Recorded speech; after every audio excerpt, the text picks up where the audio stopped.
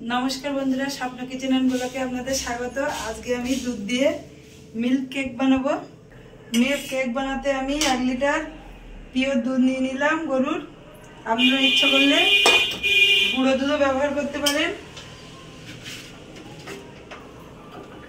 এটা এবারে আমি ভালো করে জাল দিতে থাকবো।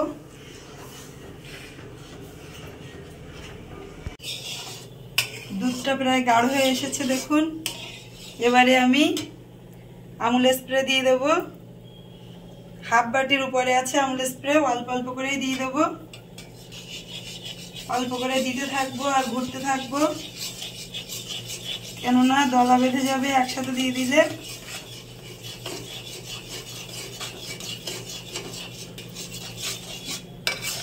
এবারে ভালো করে আমি মিশিয়ে নেব। গুঁড়ো দুধটা দিয়ে দেখুন কত সুন্দর গাঢ় হয়ে এসেছে। এভাবেই আমি ফোটাতে থাকবো। আরো কিছুক্ষণ ফুটিয়ে আমি আরো গাঢ় করে নেব।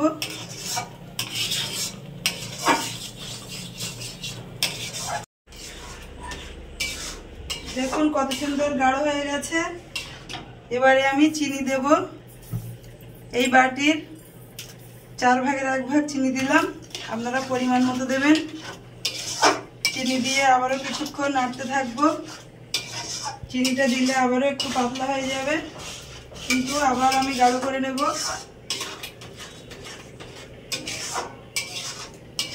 ভালো করে মিশিয়ে নেব। চিনিটা গলে মিশে গেছে, ওই জন্য একটু পাতলা হয়েছে। এবারে আমি 2 চামচ দই দেব। বন্ধুরা ভিডিও করতে আজকে একটু সন্ধ্যা হয়ে গেল। প্রতিদিন তো সকালের টাইমে করি, কিন্তু আজকে একটু ডাক্তার বাড়িতে গিয়েছিলাম আর দোকানেও কাজের চাপ ছিল, ওই জন্য একটু দেরি হয়ে গেল। দইটা দিয়ে দিলাম। এবারে একটু দইটা দেওয়ার ফলে দানা দানা মতো হবে কেটে, তাতে আরো সুন্দর দেখাবে মিল্ক কেকটা। আবারও গাঢ় করে নেব।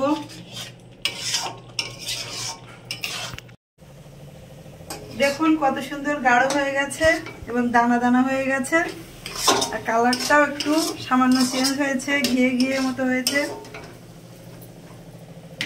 এবারে আমার কাছে তো কেক টিন নেই, ওই জন্য একটা প্লাস্টিকের পাত্র নিয়েছি। এটা আমাদের শনপাপড়ি এনেছিল একদিন, সেটা আমি রেখে দিয়েছিলাম, প্লাস্টিকটা ফেলে দেইনি। এতে একটু ঘি দিয়ে দিলাম, দিয়ে হাত দিয়ে ভালো করে মাখিয়ে নেব চারিদিকে।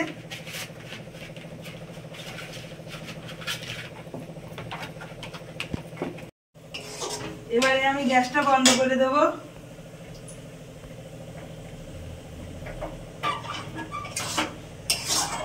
দিয়ে সবগুলো এই পাত্রে ঢেলে নেব।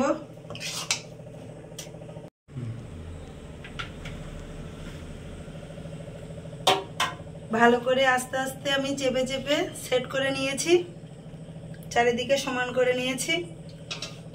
এবারে এটা আমি বাইরে ঠান্ডা হতে দেব। ঠান্ডা হয়ে গেলে আধা ঘন্টা ফ্রিজে রাখবো নরমালে রেখে, তারপরে কেটে আপনাদের দেখাবো। দেখুন বন্ধুরা কত সুন্দর সেট হয়েছে। আধা ঘন্টা আমি বাইরে রেখে দিয়েছিলাম, দিয়ে ঠান্ডা করে ফ্রিজে নরমালে রেখেছিলাম, খুব সুন্দর হয়েছে। এবারে আমি কেটে নেব। বন্ধুরা দেখুন কত সুন্দর হয়েছে, একদম দানা দানা মতোই হয়েছে, ঠিক দোকানের মতো। একটা ভেঙে দেখাবো আপনাদের। এই যে দেখুন খুবই সফট, কত সুন্দর ভাঙলো দেখুন। এই যে এটা খেতেও কিন্তু খুবই সুন্দর হবে। আমি একটু খেয়ে দেখলাম, কত সুন্দর হয়েছে, একদম দোকানের মতোই হয়েছে, পারফেক্ট। আপনারা ইচ্ছে করলে এলাচের গুঁড়োও দিতে পারেন, কিন্তু আমি এটা দেইনি।